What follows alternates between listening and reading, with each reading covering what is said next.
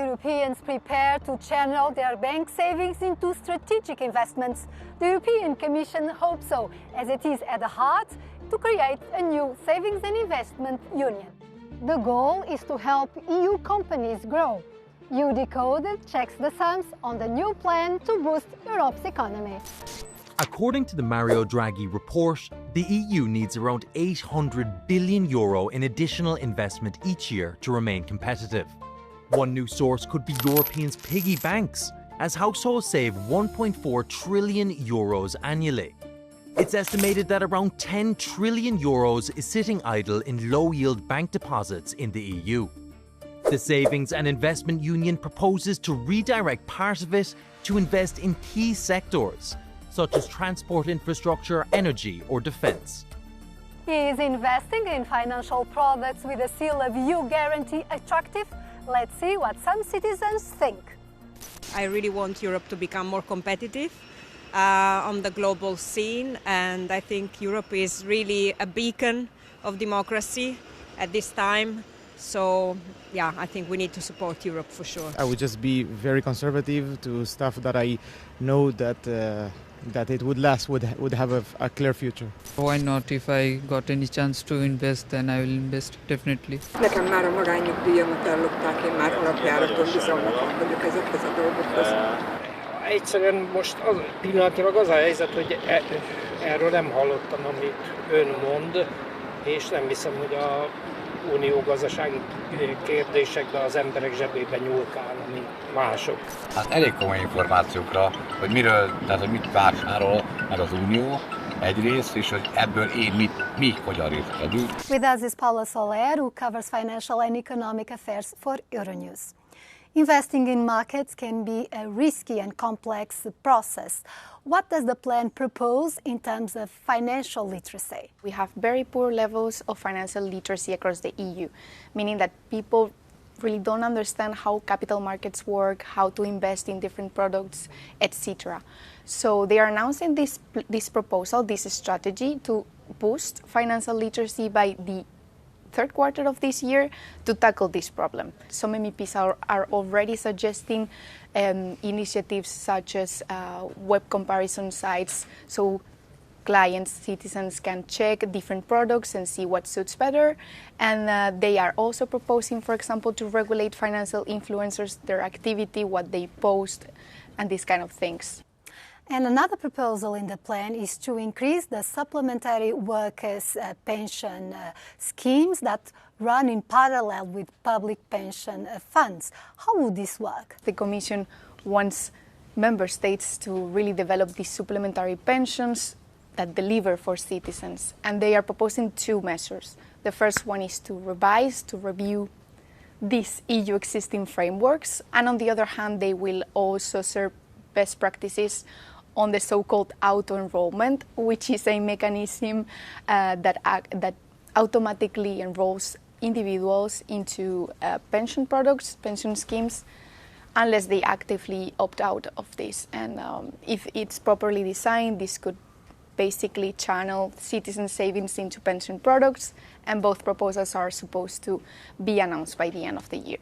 Do you think there are enough incentives for citizens to help increase private capital in the European economy? So we see this new impetus from the Commission to really move forward with these plans and to channel these citizen savings into the strategic investments that we need. But the real question here is, will member states have the political will to make this happen? And apart from these new investment products, are we also going to see more consumer protection, a real boost to financial literacy, so citizens are really empowered to go there and invest their money? And I think that only time will tell if they actually deliver. Besides tapping on citizen savings, the plan has three other important ambitions. One is to help financing for startups and riskier projects that have difficulty obtaining bank loans. Another is to approve a common deposit insurance scheme, crucial for completing the banking union. Finally, it wants to harmonise rules that will make cross-border investing easier, crucial for having a capital markets union. Our guest is Rebecca Christie, Senior Fellow at Bruegel think tank here in Brussels. Do you think there could be some investment products that would have kind of a quality seal by the European Commission so that people think this could be a good idea for my savings? So in my own work, I've thought it would be very helpful to have a European Union label to help people sort through the field of funds out there. Because in some countries, it's not that there aren't products available, it's that people don't know where to find them, or they don't know how to tell the good ones from the bad ones or anything like that. If that process can be streamlined somewhat by having a smaller list of already available products that are generally suitable for general investors, that have a long-term investing horizon, that are diversified, that have low fees, that are appropriate for people saving for their pensions, then some of these extra costs and compliance burdens can go away on both sides for the people using the accounts and the people offering them, and that might make it easier. Rather than exposing people to the capital markets risks, wouldn't it be better that the European Investment Bank would increase its firepower? Well, the European Investment Bank works on a very different level. It makes loans to things like cross-border infrastructure projects and new innovative companies that can try and get them going. But that's not on the scale to really fund the retirements of everybody across the EU. And also that's an investment in a project or a company. It's not an investment in a pot of money that's going to grow. And fundamentally, the European Commission is kind of still pushing for governments in terms of creating the banking union and the single capital markets. Are member states willing to give up sovereignty in this area? Depends on how you look at sovereignty. If you look at sovereignty as protecting financial stability and the best interests of your own economy, it makes sense to want to have joined up capital markets. The banking union is about half done. We've seen within the euro area that banking supervision for the biggest banks is at the ECB. Banking supervision for smaller banks is still with member states.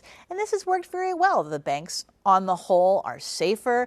They're being managed well to the extent that asset managers, clearing houses, other types of players in this capital market space can all play by the same rules and can all work together within the EU single market, which is its biggest strength. That'll be good. The European Commission is trying to capture more private capital, but also prevent it from fleeing to other jurisdictions, notably the US. Let's see if these actions convince citizens to risk their savings on the future of European business.